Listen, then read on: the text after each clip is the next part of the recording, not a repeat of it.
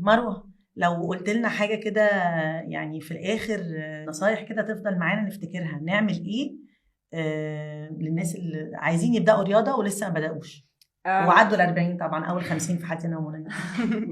دايما اللي قادرة تعمليه ابني عليه.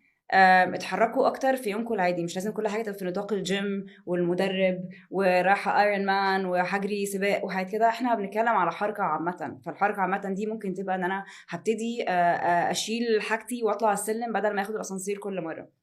حاجات صغيره small bites بنسميها او movement bites يعني. هبتدي اركن بعيد واتمشى للمكان، او هسيب اصلا عربيتي واجرب اخد مواصلات. هجرب اطبخ النهارده من غير اي حاجه الكترونيك، اي حاجه بفيشه. فهعمل انا كل حاجه، لو هعمل عجينه هستعمل ايديا في كل حاجه. طبعا لو تنظيف بيت وحاجات كده بس يعني up to you.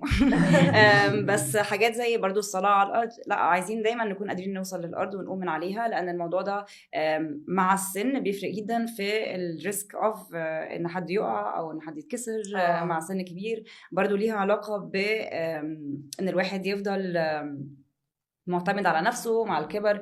فهي ابتدوا ما تفكروش انا عجباني قوي الحركه اللي انت قلتي لي اعملها دي، لا اقعد على الارض واقوم من غير ما استعمل ايديا. اعمليها كل يوم وشوفي على اخر الاسبوع هتكوني حاسه دي بقت ولا حاجه. ايوه طبعا بجد دي الحقيقه.